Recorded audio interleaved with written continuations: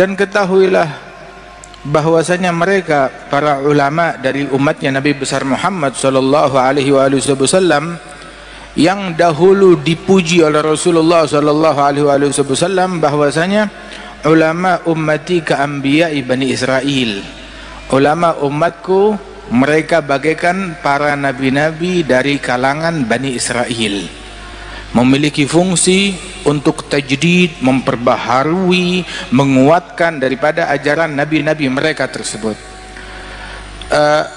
Disebutkan bahwasanya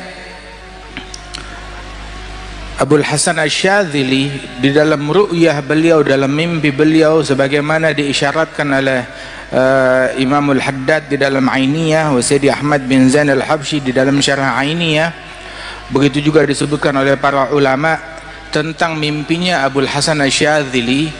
Beliau bermimpi tatkala di Masjidil Haram, beliau tertidur kemudian bermimpi, dan mimpi tersebut siapa yang bisa mengingkari mimpi orang lain?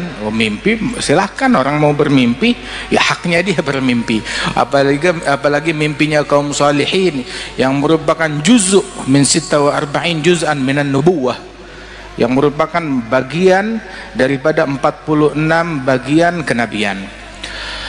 Di dalam mimpi Abul Hasan Asy-Syadzili, beliau bermimpi seolah-olah beliau ada di Masjidil Aqsa, dan di Masjidil Aqsa berkumpul para nabi-nabi termasuk Nabi Muhammad SAW, dan di situ terjadi dialog antara Nabi Musa, Nabi Isa bersama Nabi Muhammad SAW. Mereka bertanya, Nabi Musa dan Nabi Isa kepada Nabi Muhammad, ya Rasulullah, innaka qulta fi haditsik, engkau pernah berkata di dalam ucapanmu, ulama ummati ka anbiya Bani Israel, ulama umatku bagaikan nabi-nabi dari kalangan Bani Israel. Nah sekarang kita ini adalah rasulnya Nabi Bani Israel, Nabi Musa dan Nabi Isa.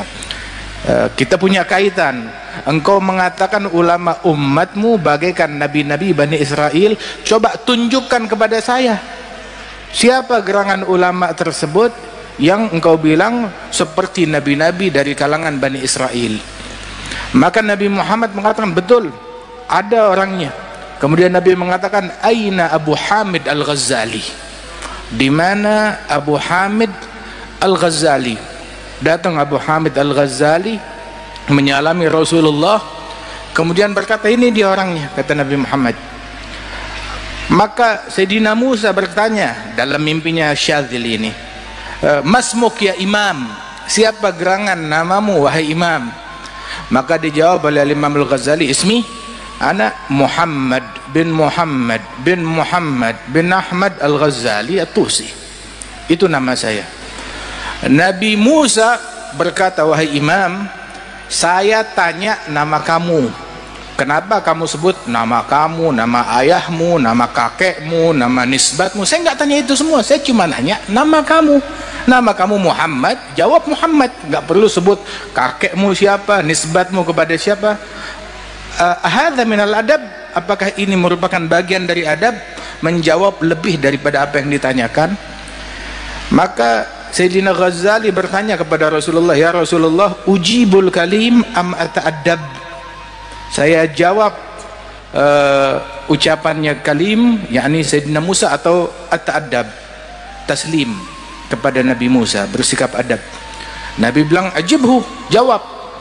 Maka Sayyidina Ghazali berkata, ya kalimullah, ya Sayyidina Musa, engkau ketika ditanya oleh Allah Ta'ala, wa ma tilka biyaminika ya Musa, apa yang engkau pegang dengan tangan kananmu wahai Musa? Engkau jawab apa? Hiya asaya atawakkau alaiha wa ahushu biha ala ghanami waliya fiha ma'aribu ukhra. Ini tongkatku, bersandar dengannya, gembala kambing dengannya, banyak urusan aku lakukan dengan tongkatmu. Allah tidak tanya itu. Allah tanya, apa di tangan kananmu? Jawab tongkat, selesai. Kenapa kamu jawab panjang lebar? Wahakadha ya kalim, ketika seseorang berbicara dengan yang dia cintai, suka berlama-lama di dalam berbicara. Begitu. Nabi Musa bilang, naam, sah kalamak. bukan kalah, artinya debat atau diskusi dengan Imam Ghazali, dijawab dengan jawaban yang sangat luar biasa oleh Ghazali. Kemudian Nabi Muhammad bertanya, ya Musa, afi ummatikuma, ya Musa ya Isa, afi ummatikuma habrun kahadha, apakah ada di kalangan umatmu berdua ulama sekali berimam Ghazali? Maka menjawab Nabi Musa dan Nabi Isa, la ya Rasulullah, tidak ada di antara umat kami orang yang memiliki keilmuan sekaliber Al-Imam Abu Hamid Al-Ghazali radhiyallahu anhu arda. Hingga Al-Imam Abu Hamid Al-Ghazali ini beliau disebut bahwasanya kalau masyayikhuna dulu, guru-guru kita bilang, kalau kamu mau membedakan antara ulama dunia dengan ulama akhirat, simpel. Cirinya ulama dunia nggak suka dengan kitab-kitabnya Ghazali. Ulama akhirat mereka senang dengan kitab-kitabnya Imam Abu Hamid Al-Ghazali. Tanya aja Kiai Hamid berapa kali hatam Ihya, berulang kali. Begitu Al-Habib Abi Bakar berapa kali hatam Ihya, Al-Habib Ja'far bin Syekhan berapa kali hatam Ihya.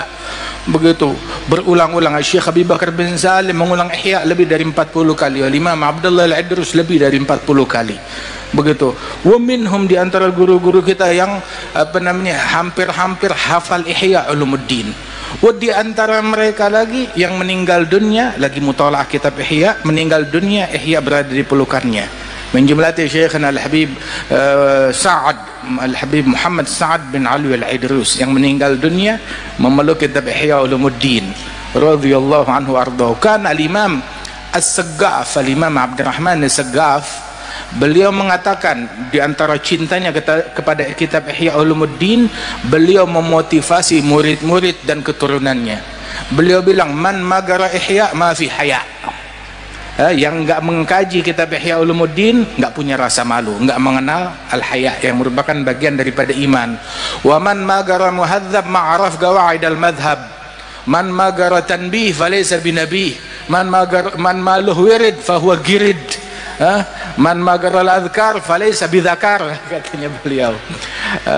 Barang siapa yang tidak baca kitab Ihya tidak kenal al-haya, enggak kenal malu. Yang enggak membaca muhadzab tidak tahu pondasi-pondasi madhab. Yang tidak mempelajari kitab tanbih falaysa binabih, bukan orang yang cerdas, enggak bakal menjadi orang yang cerdas. Karangannya Syirazi.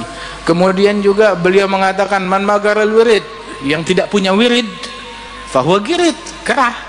Begitu, harus punya wirid, harus punya adhkar. Kemudian sampai disebutkan oleh beliau, man magaral adhkar falaysa bidzakar, yang tidak membaca kitab al-adhkar karangan Nawawi, maka itu bahasa kita apa, tidak maco, enggak jantan, bukan lelaki. Kalau lelaki sejati baca kitab al-adhkar. Kan yaqulun ba'iddar washtaril adhkar. Kalau perlu jual rumah untuk beli kitab Al-Adhkar karangan Yahya bin Syaraf An-Nawawi radhiyallahu anhu arda.